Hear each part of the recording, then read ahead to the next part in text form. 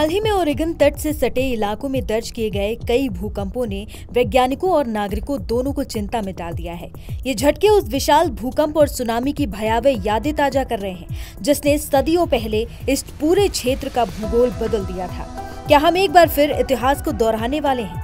अमेरिकी जियोलॉजिकल सर्वे यानी कि USGS के मुताबिक सोमवार देर रात से 12 घंटे के भीतर ओरेगन तट पर 5.8 मैग्नीट्यूड का एक मुख्य भूकंप आया।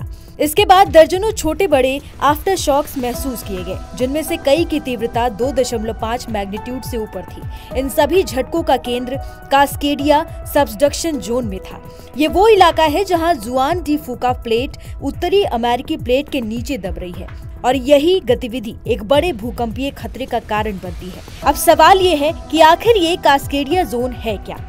कास्केडिया जोन उत्तरी वैंकूवर द्वीप से लेकर उत्तरी कैलिफोर्निया तक फैला हुआ है और पृथ्वी पर सबसे शक्तिशाली खोजा गया भूकंपीय क्षेत्र माना जाता है। 1700 में यहाँ लगभग 9 मैग्नीट्यूड का विशाल भूकंप आया था, जिसने तटरेखा को कुछ फीट नीचे धकेल दिया और सुनामी पैदा की थी।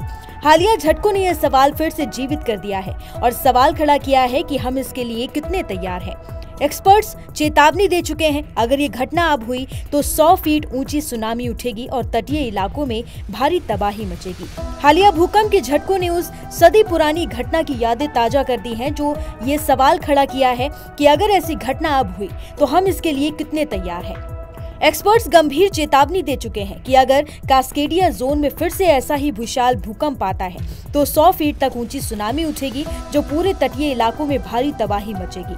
फेडरल इमरजेंसी मैनेजमेंट एजेंसी यानी फेमा का अनुमान है कि ऐसे भूकंप और सुनामी की स्थिति में कम से कम 5,800 लोग मारे जाएंगे और 1 लाख लोग घायल हो सकते हैं। अकेले सुनामी से 8,000 से ज्यादा लोगों की मौत का अनुमान है और इस प्राकृतिक आपदा से अर्थव्यवस्था को लगभग 134 अरब डॉलर का भारी नुकसान होगा।